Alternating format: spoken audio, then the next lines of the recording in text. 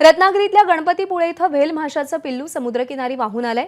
पाण्याच्या प्रवाहाबरोबर वाहत आलेल्या व्हेल माशाच्या पिल्लाला स्थानिक आणि वनविभागाकडून वाचवण्याचे प्रयत्न सुरू आहेत। एखाद्या बोटीच्या आकाराचं हे भलं मोठं व्हेलचं पिल्लू जिवंत आहे। त्याला आता मत्स्य विभाग बोटीच्या सहाय्यानं ओढत समुद्रामध्ये घेऊन जाणार आहे। ओहोटीच्या पाण्यामुळे किनाऱ्याकडे आलेलं हे पिल्लू वाळूत अडकून पडलंय। त्याला वाचवण्यासाठी सध्या शर्थीचे प्रयत्न सुरू आहेत। अमोल मोरे आपले प्रतिनिधी सध्या आपल्या सोबत आहेत। तर अमोल, कालपासून हे व्हेल माशाचं पिल्लू किनाऱ्यावर आहे। काय प्रयत्न केले जात आहेत आणि काय अडथळे आहेत या संपूर्ण ऑपरेशन व्हेल मध्ये?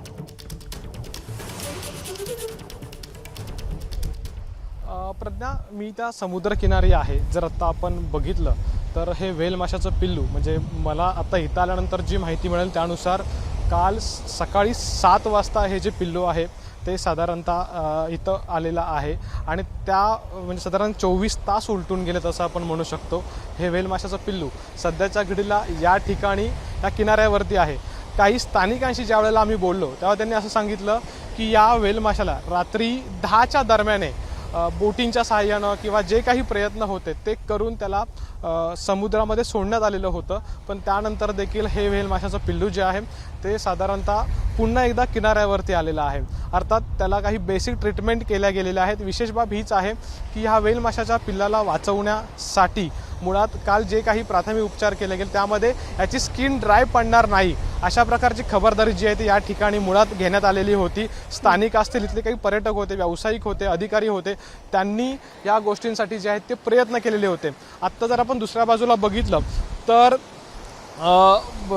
इथले काही पुण्यावरून रेस्क्यू टीम आलेली आहे जी यामध्ये एक्सपर्ट आहे आणि त्यांच्या वतीनं या व्हेल माशाला जे आहे की त्याच्या पिल्लाला जे आहे ते वाचवण्याचे प्रयत्न सुरू आहेत। अर्थात कालच्या तुलनेनं असं म्हटलं जातं आहे की कुठंतरी त्याची ताकद जी आहे ती कमी झाल्याचं इथल्या उपस्थितांचं म्हणणं आहे। काल तो ज्याप्रमाणे हे व्हेल माशाचं पिल्लू रिॲक्ट करत होतं त्यानुसार आता जर आपण बघितलं तर हे सध्याच्या घडीला तरी रिॲक्ट करताना मोठ्या प्रमाणामध्ये दिसत नाही आहे। काही स्थानिक इथले जे डॉक्टर्स आलेले आहेत त्यांच्याशी आम्ही बोलण्याचा प्रयत्न केला तेव्हा त्यांनी असं सांगितलं की आम्ही आत्ता सध्या काही बोलणार नाही आहोत, त्यांचं या संदर्भातलं काही नियोजन जे आहे ते सुरू आहे वनविभागाचं, पुण्यातून जी रेस्क्यू टीम आली त्यांचं, आणि या माशाला प्राथमिक उपचार कसे देता येतील, याला सुरक्षित पुन्हा एकदा समुद्रामध्ये कसं सोडता येईल, याच्यावरती आणखीन काही ट्रीटमेंट करता येतील का, याबाबतचे सध्याचे प्राथमिक त्यांची जी बोलणी आहेत एक्सपर्ट सोबतची ती आत्ताच्या घडीला सुरू आहे। जर आता आपण इथं बघितलं साधारण 20 फुटापेक्षा देखील जास्त हे माशाचं पिल्लू आहे। मी जरा कॅमेरामॅनला रिक्वेस्ट करतो थोडंसं पुढे जाण्याचा प्रयत्न करूया, क्लोज आपल्याला त्याच्या संदर्भात काही